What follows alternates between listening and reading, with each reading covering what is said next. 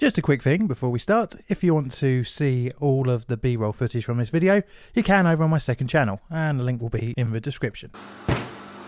This big beauty is a cantaloupe, and it cost me a whopping £2. I don't think I've ever actually cut one up before. Don't be too surprised, I'm not much of a melon fan. Something about the texture and the wateriness of them just doesn't make me want to eat them. I'm kind of the same with cucumbers as well. Anyway, why am I cutting one up? Mrs. plainly isn't a fan of them either, and our daughter prefers mango. Can I have a bit of mango? Well, this rather unassuming fruit would become the centre of one of the largest food contamination cases in recent US history. And depending on who you ask, it's either the worst or second worst. Who would have thought this unassuming fruit could be so deadly? And just a quick warning, before slicing this I went a little bit mad with the B-roll footage. Welcome to Plainly Difficult. Today we're looking at the United States 2011 Listeria outbreak.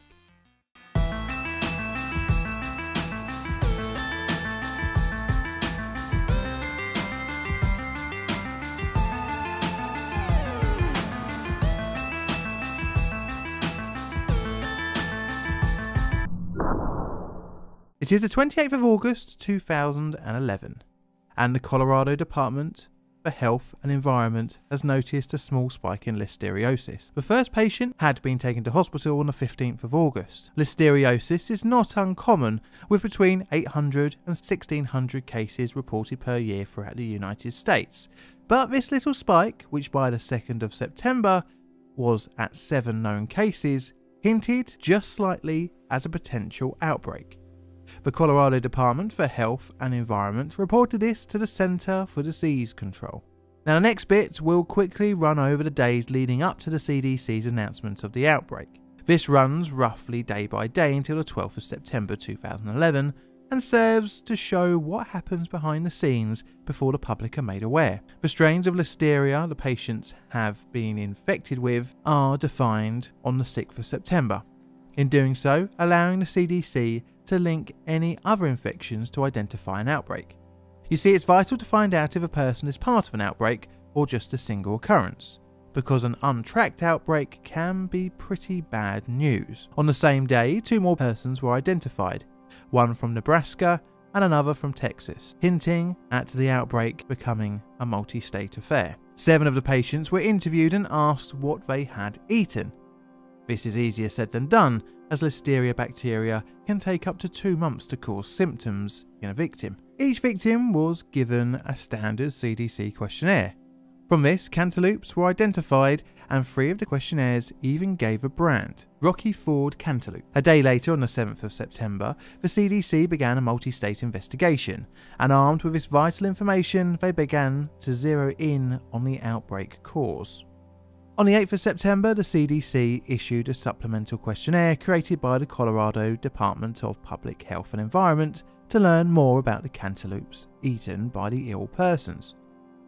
At the same time, cantaloupes had been gathered by Colorado officials at retail outlets across the state that the ill persons had shopped at for testing.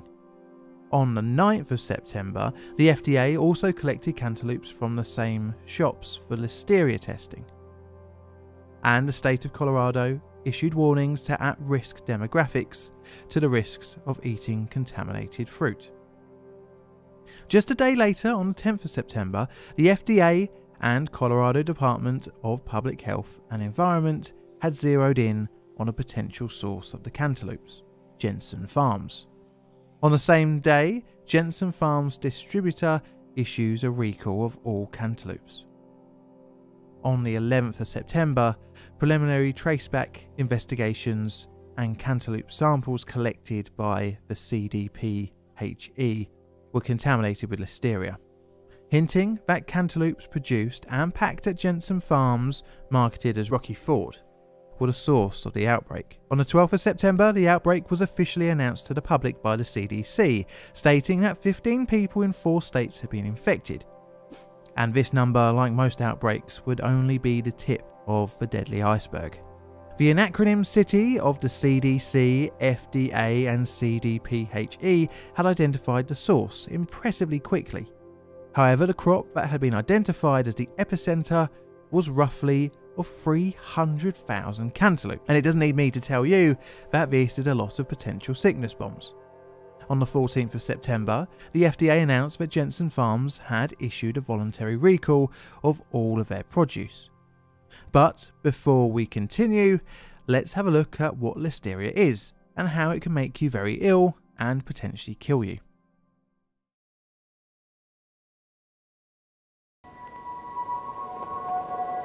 Listeria. Listeria, or more precisely for today's video, Listeria monocytogenes, is a species of pathogenic bacteria that causes the infection listeriosis. It is named after Quaker, surgeon and absolute mad lad Joseph Lister. His name is also what has been lent to the mouthwash Listerine. Anywho's, Listeria monocytogenes can grow on uncooked meats, uncooked vegetables, fruits, pasteurized or unpasteurized milk, foods made from milk, and some processed foods. If contaminated food is consumed, it can result in a condition called listeriosis. This happens during digestion, when the bacteria penetrates the intestinal tract to cause systemic infections. Listeriosis preys on people with weakened immune systems, the elderly, or pregnant women. A person with listeriosis will usually show a fever, muscle aches, preceded by diarrhea and other gastrointestinal symptoms. Symptoms can onset as late as 2 months post-exposure, and the disease has a mortality rate of around 25%. It is usually treated in the form of antibiotics, most particularly ampicillin. Death toll rises. On the 16th of September, a sample of cantaloupe collected by the CDPHE from 2 retail locations stores supplied by Jensen Farms shows an outbreak strain of Listeria, and just a few days later, the same strain was shown on samples taken from the farm directly. A report was released by the CDC on the 21st of September, bringing the number of deaths to 13 and the number of confirmed cases to 72. The next day, the FDA, assisted by Colorado state and local officials, begins environmental assessments at Jensen Farms. By the end of September, the cases number had risen to 84, the number of deaths had grown to 15, and the number of states involved was 19. The numbers of infected would continue to increase.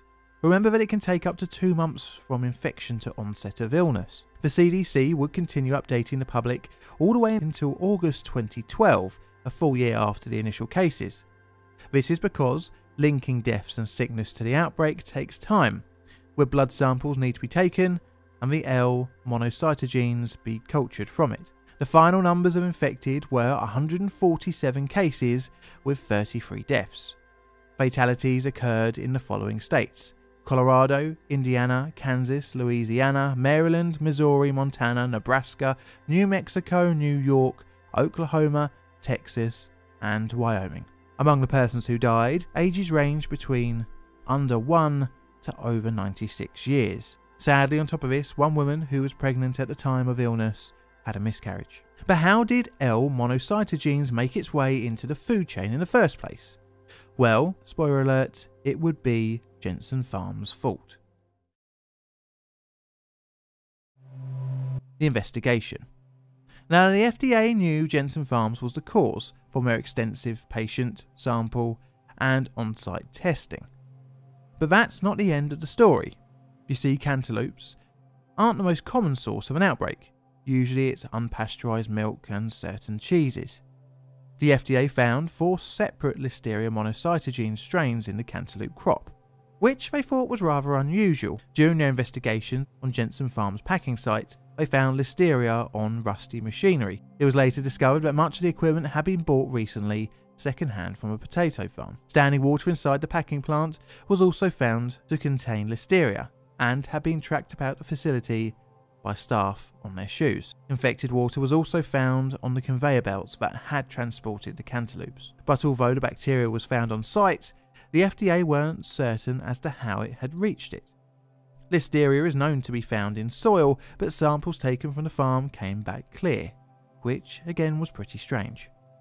Eric and Ryan Jensen, the brothers who owned Jensen Farms in Colorado, were interviewed by the FDA. The Jensens were in charge of maintaining equipment that would wash cantaloupes with antibacterial solutions to sufficiently combat contamination. However, it was found that the Jensens did not outfit their conveyor systems with a chlorine spray, instead opting to wash the cantaloupes with city water for a longer period of time. This was the first year that they had used the second-hand ex-potato farm equipment, and the FDA had clearly seen that it had not been properly maintained or cleaned. It was also found that the machinery was difficult to clean as well, with many places being hard to reach. It was found that Jensen Farms also did not pre-cool the cantaloupe before putting it into cold storage. By not removing the field heat, it created condensation, creating an ideal condition for the growth of Listeria.